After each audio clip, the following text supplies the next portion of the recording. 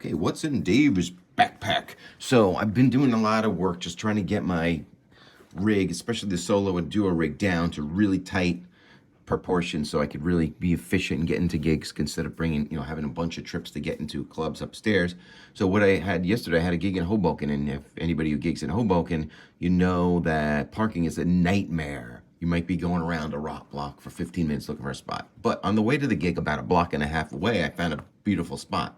But I didn't load in yet. So what I did is I just parked and I said, I think I could do this in one trip.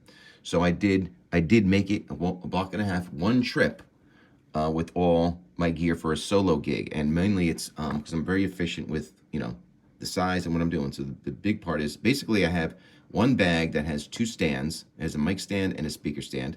One speaker, which is this RCF HD10. That's all. The backpack, and obviously a guitar and a gig bag. That's everything. And let me show you what's in my bag.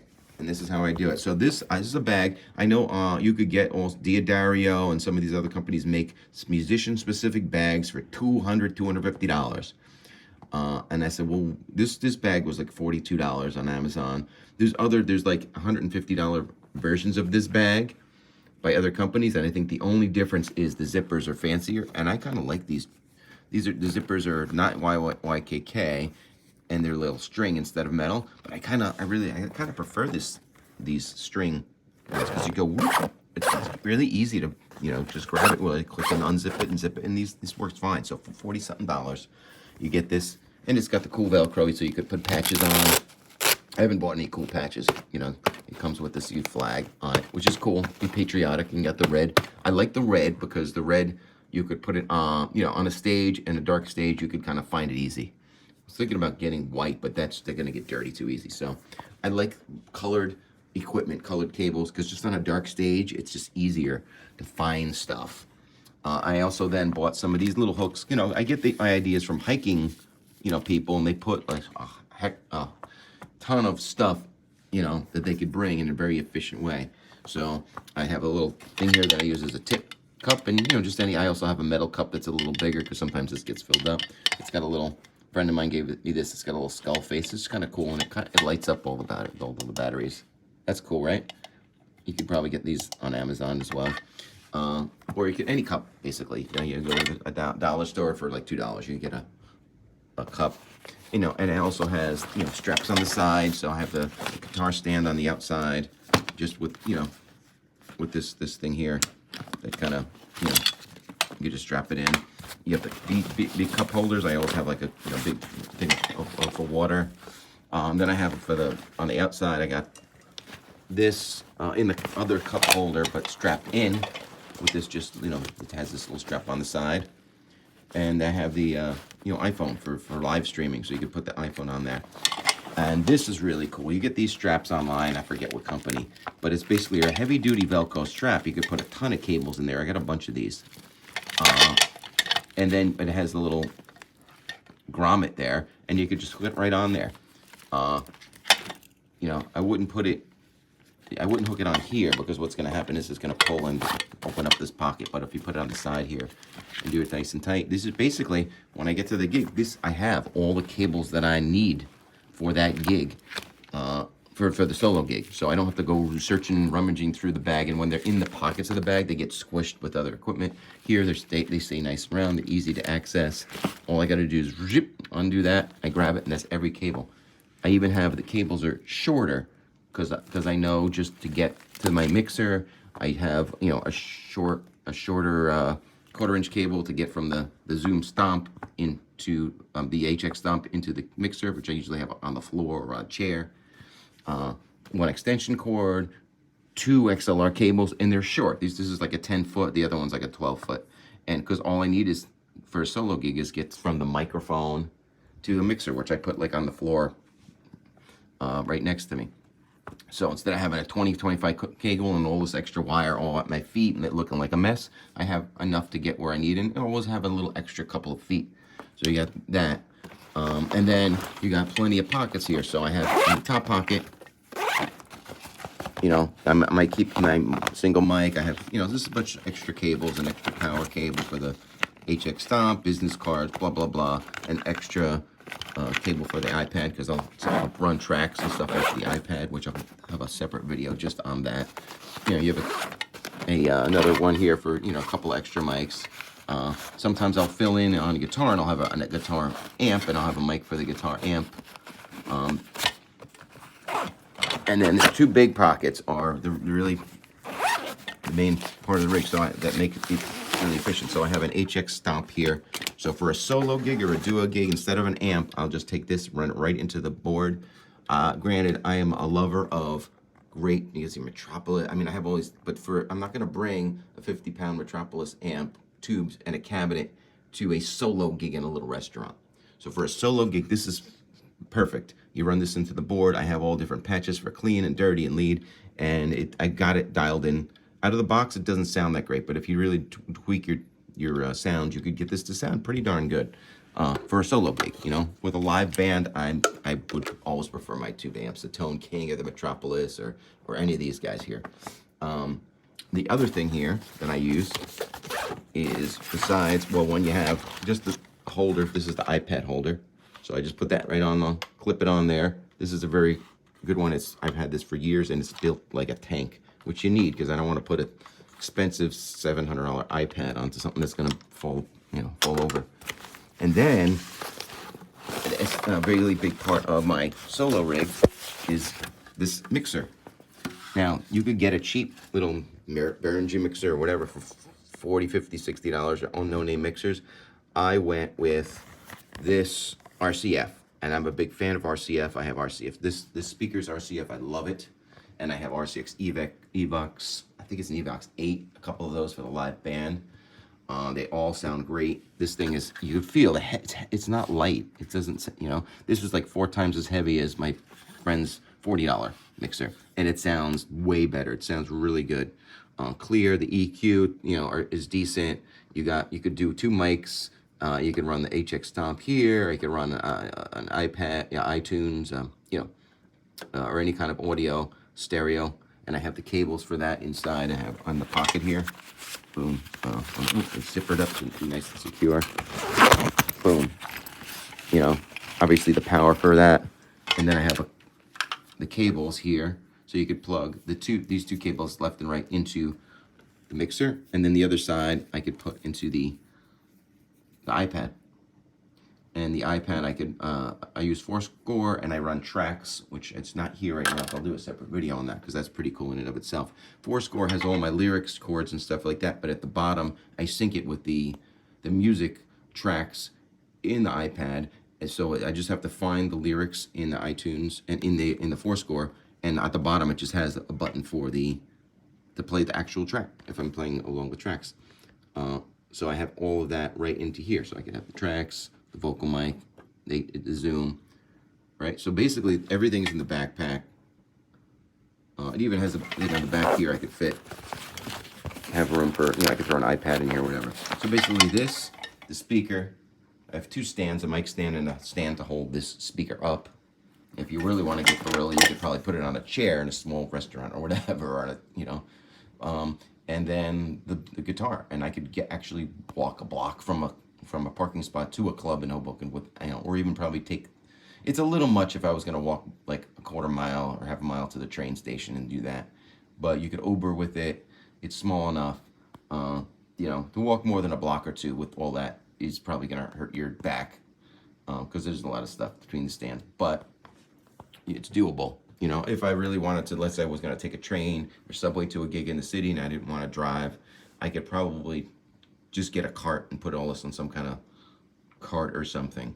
Like one of those granny grocery carts. I could probably get away with that. I haven't needed that yet. But the trick is to get this rigged down to that small size. You get the mixer, you get the HX Stomp, your iPad and stuff, your stands, your speaker, and your obviously your guitar, and you're done. And that's a nice size rig. I could set up in less than 15 minutes, 10 if I'm in a hurry. And this bag, $42. I mean, I don't need the $250 Diario bag that has a special slot for the microphones. You throw the microphone, you put it in there. And if you want it to have an extra protection for the mic, you could put it in a padded little mic bag. That usually comes with the mic anyway.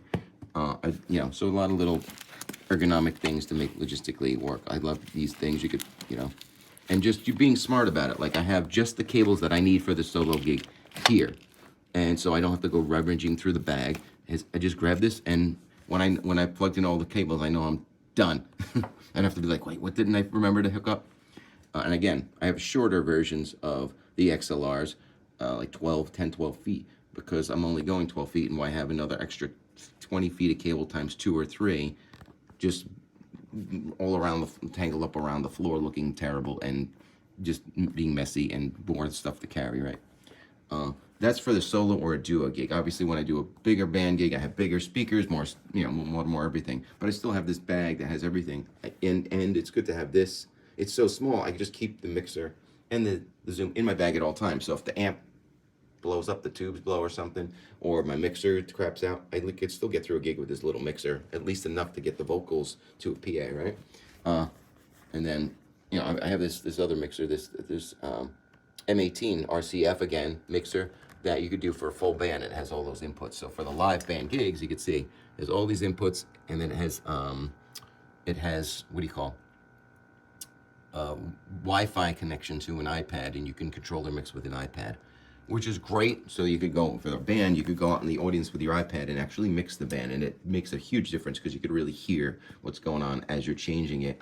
And back in the old days when you had a 40-pound mixer, you couldn't do that unless you set that mixer in the back of the room and ran all your cables to the stage, which is a nightmare.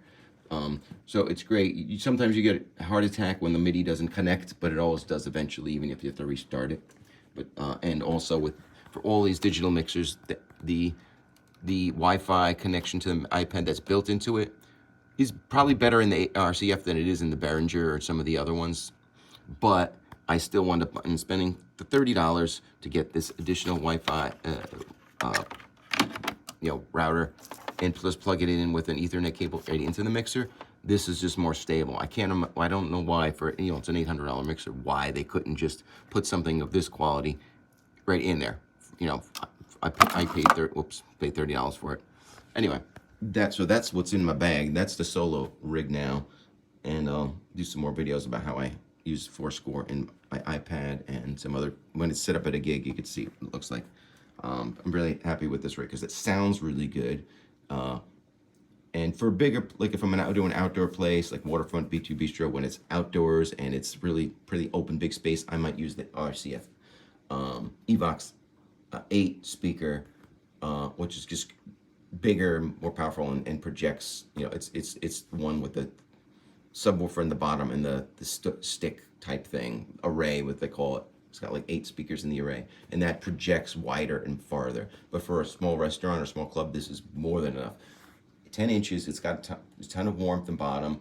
Actually, the Zoom HX Stomp through a crummier speaker, can sound kind of buzzsaw-y and crappy, but this speaker's nice and warm. Vocals sound great through it. The HX Stomp sounds great through this mixer. So I'm happy with this rig. And I just put the speaker behind me, so I don't need a monitor. And I really like that, because with the speaker behind me, I could hear exactly what it's going to sound like in the room. It prevents me. Since I put the speaker behind me instead of having a speaker in front of me and then a monitor facing me, one, it's obviously less to carry, but also I have not got one club owner saying, hey, could you turn down?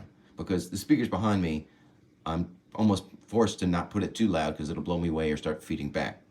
And so club owners now are like, oh, I love your volume. It's just perfect because it's loud enough for me to hear it, and it just projects past me to the audience in the small restaurant or whatever. So, and I could hear exactly what the mix is, because I've had times where the monitor, I sound great where I'm standing because the monitor is pointing me, but then I go out in the audience and the mix isn't that good. Here I know exactly what the mix is. I dial it in perfect for me.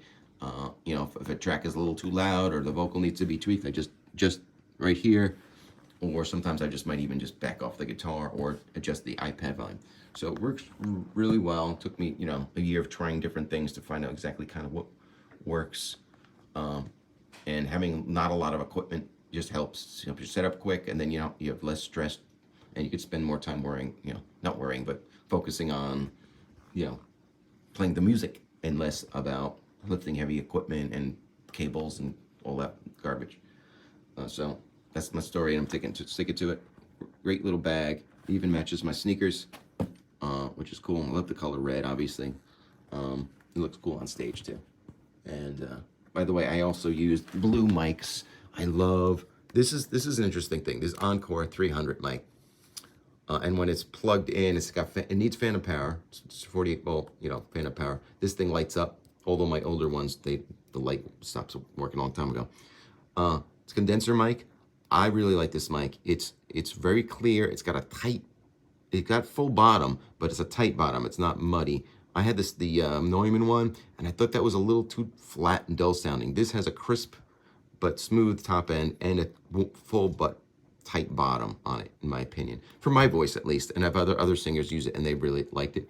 But when I sit in with other bands, I'll usually just use a standard like SM58 or Beta 58, because other sound guys, this is very hot, and they freak out because all of a sudden they turn it on. It's way louder than it starts feeding back. I'm like, dude, I have to tell them this is a way hotter mic. You got to start with the gain on half, as you would have with like a Beta or something, 58. And a lot of sound guys just don't, Another thing, this is great for solo and duo. If you have a band, because it's a condenser mic, it does get more stage bleed. So you're going to get some drums and other stuff, So it's a little bit of a trade-off with any condenser mic. It's going to pick up more of the stage volume. So for a loud band or a loud drummer, it's going to start going into the mic, which might be a problem for some mixes. But for a solo or duo, it's beautiful because you get a lot of clarity in the voice, you have all the overtones. Now, again, mics are very particular to a singer. A mic that's phenomenal on one singer might be terrible on another, so be careful. If you have a higher, more nasally or shrieky voice or versus a very bright voice, this might be too clear. You might want something that's a little duller, like just a straight 58, or even the Neumanns, or the highs are. It goes up very high, but it's not as pronounced in the upper mids. But let's not get into that.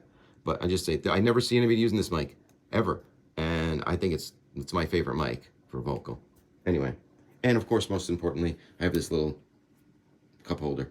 It's good to have, and that's enough. I'll do more of the videos of my other stuff, but that's my rig. I'm sticking to it.